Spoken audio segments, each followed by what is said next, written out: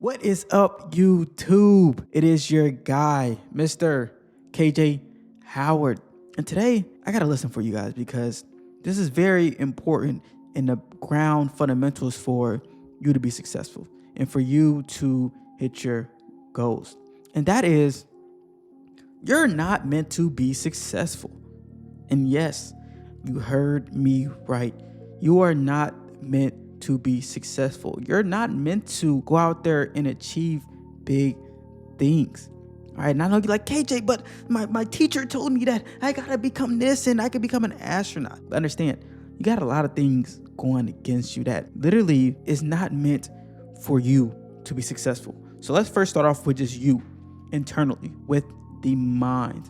So for you guys, you need to understand that your brain is a survival mechanism. It is not meant to thrive.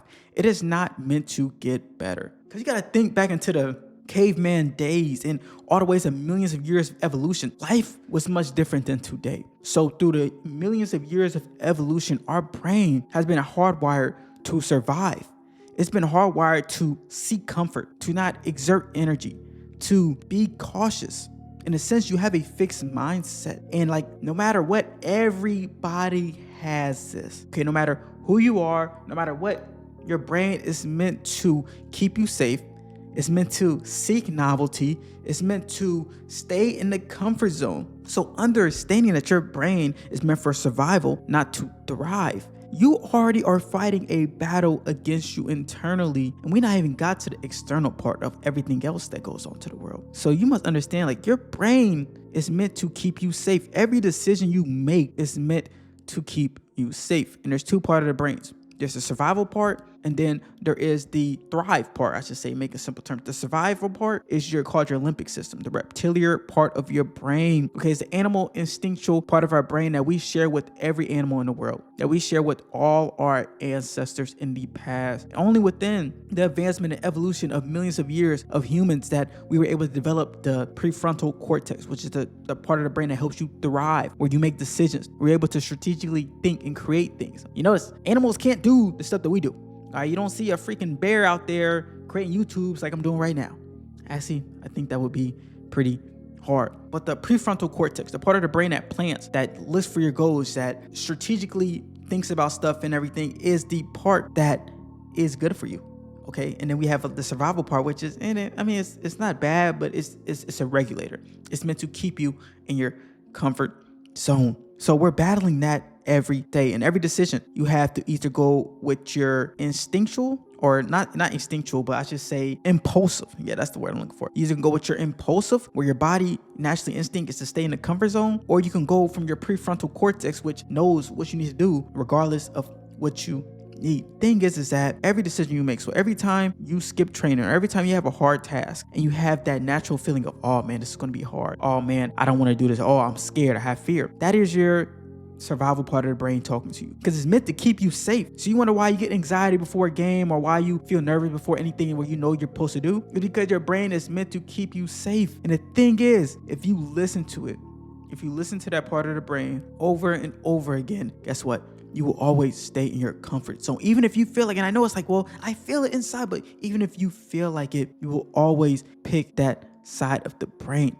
Okay, it's the natural default. But the thing is, you can flip that. That's when discipline comes in, because when you practice discipline, when you understand that I gotta do what I gotta do no matter what I feel, no matter if I have this feeling of not doing it, or the alarm goes off in the morning and I have a chance to stay comfortable in the sheets, or I know like, hey, I told myself I'm gonna do this. I'm going to do X, Y, Z. Well, guess what? You can do that. You just have to override that part of the brain. The survival part of the brain, the reptilian part of the brain, is a signal. It's not a sign. You don't have to listen to it. And that's when your rational thinking comes in. You have to align your rational thinking to overcome your impulses. And when you do that over a period of time, you will build discipline. And the thing about discipline is a muscle. The more you use it, the more you silence those impulses. Oh, well, I do something because I feel like it, rather than I do something because I'm supposed to do it. The more you do it, the weaker you make your limbic system. The weaker you make your survival part of the brain. It's like a seesaw. Okay, each side is battling for strength. Every decision you have from every moment in your life, okay? And the more side you lean on, the reason why you're not going to hit your goals, or the more likely you're going to stay in that zone. So if you want to achieve big things, which I'm pretty sure if you're watching this channel, if you're listening to this video, if you're watching me lift, man, I know I look good, man. I'm lifting everything. If you want to get like me, obviously I'm nobody. You want to be way better than me, but you got to stick to the prefrontal cortex. You got to stick to discipline. You got to build that up, because your brain doesn't want you to be successful. It literally does not. And you have to ignore that. You have to fight that every day. Even the greatest people all time, they fight that every day. But the thing is that you can push through it. You can reach your limits. Your brain is meant to keep you in check. It gives you signals, not signs. Okay, it doesn't mean that this is your limit. So you need to start living through discipline, trusting your prefrontal cortex. Okay, an easy way for you to do that is first understand. I mean, like, now that you understand, okay, like, hey, like that feeling of me being lazy, that feeling of me, thinking I'm too good to do something, or having an ego saying, oh, well, I don't need to train, I'm already too good, or sleep in, or eat bad foods and indulge in certain things. Understand, oh, that's my survival part of the brain, which everybody has. But the thing is, you can override that with reason. I'm not saying do nothing crazy, but you can override that, where you realize, hey, like, does this align with my goals? Or hey, like, why do I feel this way? Oh, okay, I just feel this way because my brain's trying to keep me safe. But if I listen to it, guess what? I'm going to stay safe. I'm going to stay comfortable. I'm never going to reach my goals. So I need to, if I want to thrive, I got to push out that level. And the thing is, you can't. You have to trust your reasoning. You have to trust your rationality. And a good way you can do that is every time you feel an impulse, whether you're feeling hungry after you should eat more, or you see some snacks on the food you shouldn't eat, or you should train and you just don't feel like it. Well, what do? You label, you analyze, and you make a decision. So label fear, of anxiety, overindulgence, of laziness. You label it. You don't react first, because if you reacting off the survival part of the brain, which you don't want to build that muscle. You want to build the discipline muscle, the prefrontal cortex muscle, the higher part of the brain, not the lower, not the animal instinct, the higher part. Okay, we want to build that muscle. So when we feel that need, even me, I do this to this day. If I'm feeling lazy in bed, or not even in bed, let's say I'm hungry. Say I feel a little hungry, but I know I just ate and I want to eat some bad food. Well, guess what? First, I label it. Okay, well, my body is trying to signal I'm hungry. Well, analyze it. Why is it? Is it because I'm actually hungry, or the fact that my brain is seeking novelty, is seeking comfort? Okay, it just wants to feel good, because working hard doesn't feel good. Like, are you actually going to die if you don't eat that bag of Doritos? No, you're not going to die. You actually can go a month without eating. A human body can survive a month. Now, I'm not saying go and fast for a month. I'm not saying that, because you have to have some knowledge and wisdom to understand, like, hey, like, I got to eat as an athlete. But understanding you don't have to impulsively eat just because my body feels like it. You're not going to die.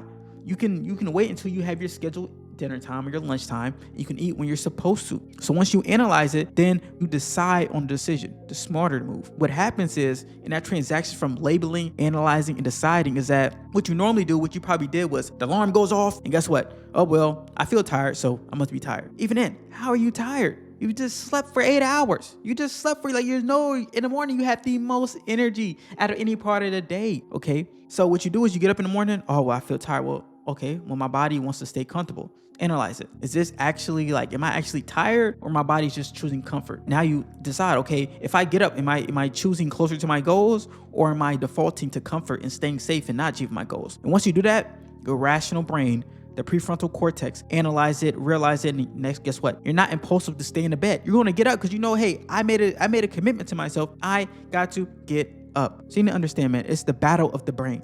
It's the battle of you every day. Understand, your brain is meant to keep you safe. So every decision you make, you need to make it off of rational. You need to make it off logic. Y'all know me, I'm a big fan in logic over emotion. And I'm not saying not to have emotion, because some people say, well, you shouldn't be like a robot. I'm not saying that. I'm saying don't be controlled by your emotions. Too many people are controlled by their impulses of anger, of fear, of comfort, of laziness. Those are impulsive instincts that we have. And you need to live rationally. You need to live logically, understanding that no matter how I feel, I got to push through it. Or no matter what, I got to stay on course. Because if you listen to your prefrontal cortex, your logical part, it gets easier.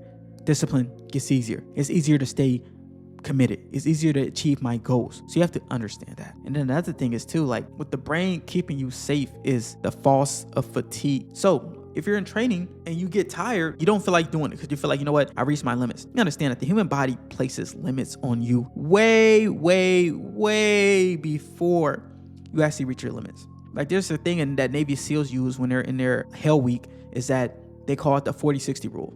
And the thing is that when they reach 40%, like reach their max where they can't go no more. You need to understand that the human body only reached about 40% of what it actually can, to where it actually won't move no more, to where you'll actually die. The thing is that your body places a governor. Okay, places like guardrails. Imagine you're bowling, right? You're bowling with the little kiddie lanes, or what do they call it, the guardrails, whatever. That is your body, because it's meant to survive. It's not meant to thrive. It's meant to keep you safe. You gotta think back in the old days. Were they out there training hard every day, getting up in the morning, doing all that? No, because they're getting hunted by saber-tooth tigers. No, because they didn't know when their next meal was. So they shouldn't burn the excess calories. They're meant to overindulge in food. When they have a food and they eat as much as they can past where they're not hungry no more, where they eat till they're literally stuffed, is because they didn't know when their next meal was coming. They knew like they had to survive. They weren't trying to thrive. They were just trying to live. Okay, and now the world is much different. And if you want to thrive, you got to go against everything. Your body's going to place limits. It's going to make you feel like you're tired when you can push way more. Science have found that even with athletes, when most athletes feel like they reach their limit, in reality, they're only like 60 to 70% of what they actually can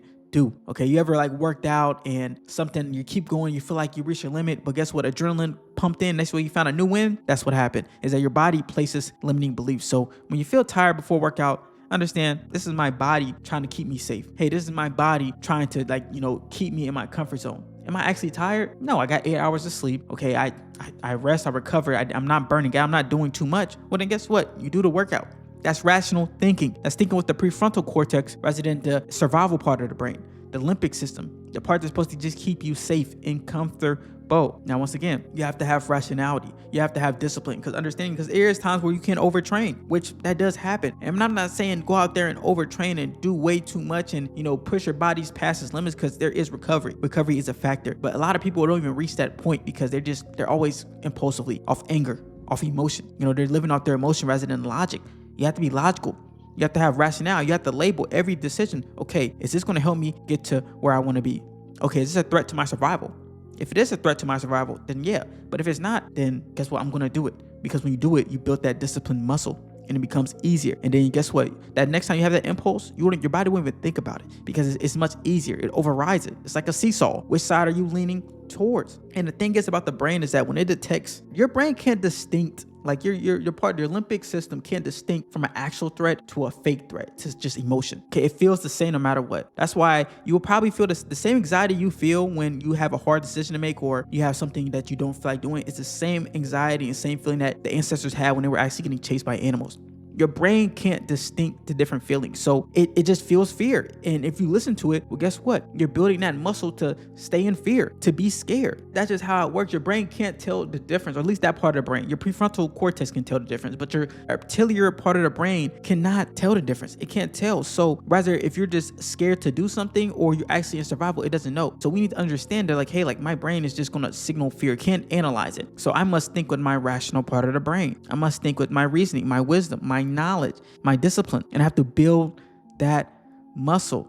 Even when my body puts false measures on my body, tell me I'm tired, am I actually tired? Think. Okay, what do we talk about? We label, analyze, and decide. I got to work out later in the day. Oh man, I'm feeling tired. Well, let's analyze it. Why am I feeling this tired? Well, understand, is this impulsive or is this rational thinking? So once I decide, oh, my body is going off like impulsive, it's trying to keep me safe. Okay, now am I actually tired? Am I actually burnt out? Or, it's just my body feeling this way. Okay, if I go work out, am I actually going to get hurt? Am I actually going to, this or that? If not, then guess what? We make the decision to go work out, and then you go do it. Just think, you ever was in school. In the morning, you wake up and you didn't feel like going to school. It's like, oh my God, I really do not feel like it. And then halfway through school, you're fine. You're laughing, you're joking. It's like, it's the best day ever. Within them circumstances, nothing changed. The objective thing of that day was you went to school. But the thing is that your impulsive change, your emotions change. So how you felt about it is different. Logically, nothing changed, but that's how emotions can affect your decision. It's all about perception, how you view it, how you analyze it, how you react. Okay, and that's all emotion. That's why I always say, like, emotion isn't real. I mean, it's just neurochemicals made up in your brain to make you feel that way. And you can't trust those, because when you know your body's meant to keep you safe, and I gotta thrive to reach my goals, well, I can't listen to that part of the brain. I gotta go off of my part of the brain that knows what to do. Going into the last part, because it's going to be a long video, but that's why I got this workout, because hopefully, you're enjoying me getting a pump in, you're enjoying me getting the work in, but is that boredom equals mastery. And that if you want to achieve your goals, if you want to reach new levels, it's about doing the same thing over and over again. For example, a lot of guys, they always ask me, Cage, like, what's the secret workout? What's this? What should I be doing? In reality, you know what you should be doing. I mean, there's not too many workouts you can be doing. You just need to focus on the fundamentals. You need to focus on the boredom reps, because when you keep doing it over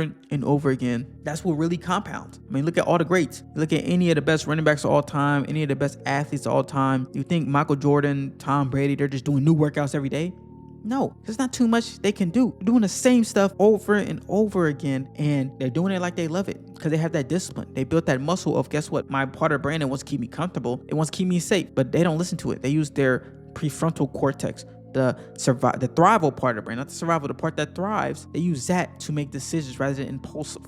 That's why when somebody, if they do like a brain scan of somebody who goes off of like emotion and is very impulsive compared to a guy who is not even got to be very logical, but they just make a lot of decisions with their prefrontal cortex, the part of the brain that's supposed to thrive, the brain literally looks different because your brain literally, it changes. It's the brain chemistry. You can literally change who you are just by the decisions you make and who do you believe you are. Like it's not a set stone. Just because you're lazy now don't mean you can be lazy forever. And just because you're disciplined now don't mean you'll be disciplined forever. It's a battle every day that you have to go. But going back to the boredom and mastery is that the reason why it's so hard to be bored and it's so hard to stay still is that the brain, once again, it's evolution. Its brain is meant to seek novelty. It's meant to seek dopamine. And every time you do something new, novelty is doing something new, your brain receives dopamine. And dopamine is your feel-good brain chemical where it's an anticipation reward. So when you know, just imagine, you just worked hard at practice and now you're thirsty, you're hungry. When you go to get some food, it don't matter what it could be healthy or unhealthy, your dopamine levels are skyrocketing. Why? Because they're anticipating a reward. They know it's going to feel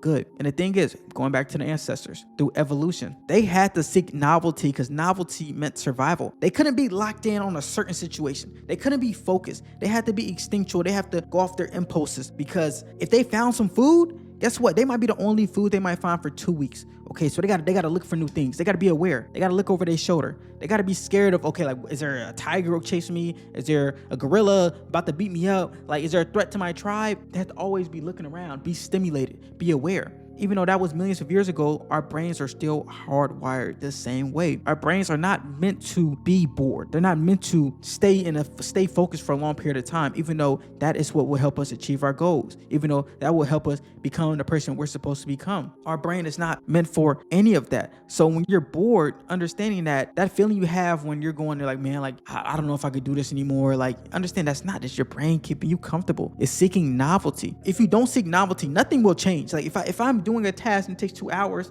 and I have an urge to reach my phone, understanding that's your brain seeking novelty, but you don't have to listen to it because that's impulsive. You don't want to be impulsive. You want to be disciplined. You want to be logical. You want to go off your higher part of your brain that makes decisions strategically, not just impulsively. You don't want to be a slave to your emotions. You hear that all the time. You don't want to be a slave to your emotions. And when boredom strikes, your brain, it has no dopamine. You're not feeling good no more. You're doing the same thing over again. And the thing is that when you fight through that, when you stick through that boredom, that's when you develop mastery. That's when you start compounding. And the thing is, the greatest ever, the best people ever, and I read this in James Clear's book. He was talking about Olympic athletes. They're doing the same thing over and over again. Well, guess what? They fell in love with boredom. And it's just how you frame it. Boredom isn't bad. It's how you get the advantage. Because you know that other people who are going off their impulses, who are going off their emotions, they're switching causes. They're all on board. I'm going to do something different. And they're always doing something different, and they're never building mastery. Understanding like, hey, like when I'm doing something, or if I'm doing homework, it don't even have to be football.